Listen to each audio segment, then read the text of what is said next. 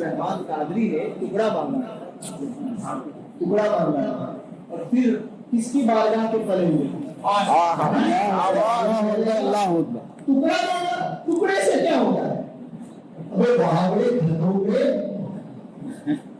तेरी अपनी नाकिस है, तू कहेगा टुकड़े से क्या होता है?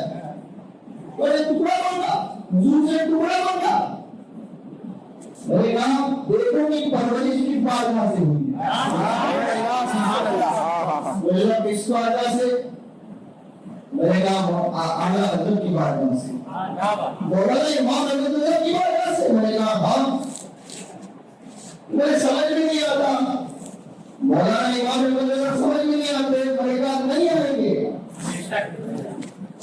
कहने लगा क्यों नहीं आएंगे? मैंने कहा मौजूदा है, मौजूदा समझ नहीं आता।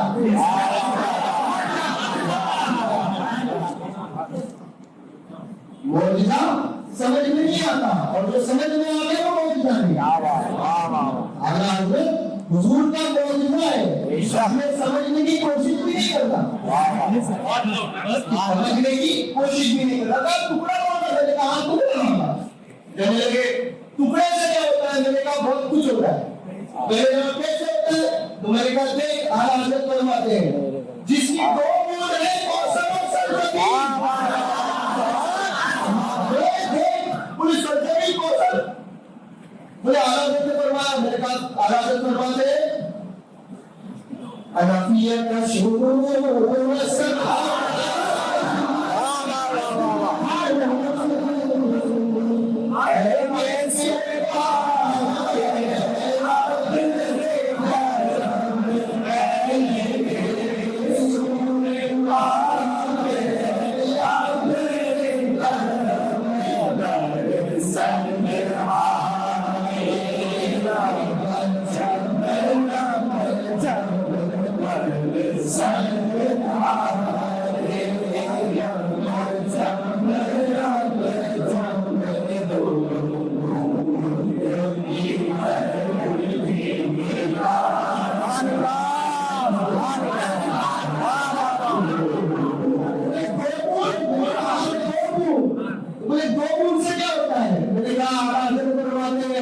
जिसकी दो बूंद है कौसर और सरजमीन है, वो रहमत का धूरिया हमारी।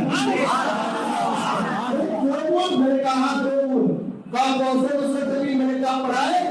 कहने लगा नहीं पढ़ाए। मैंने कहा इसलिए पढ़ते नहीं हो और बोलते हो, भावड़े इसलिए हो भावड़े। कैसे? मैंने कहा कौसर और सरजमीन ये तो दुनिया की नहरें नहीं, जन्नत की नहरें। जो एक मर्तबा उससे पानी पी लेगा फिर उसको प्यास नहीं लगेगी। और ये मेरे नबी की दो बूंद, एक बूंद कौसर और एक बूंद सरजमीन। अरे नबी की दो बूंद को नहीं समझ सकते हो, नबी के दरिया को क्या समझो? टुकड़ा मांगा, मैंने कहा टुकड़ा मांगा। अरे दो बूंद को नहीं समझ सकते, टुकड़े को क्या समझो? नबी की दो बूंद को नहीं समझ सकते, टुकड़े को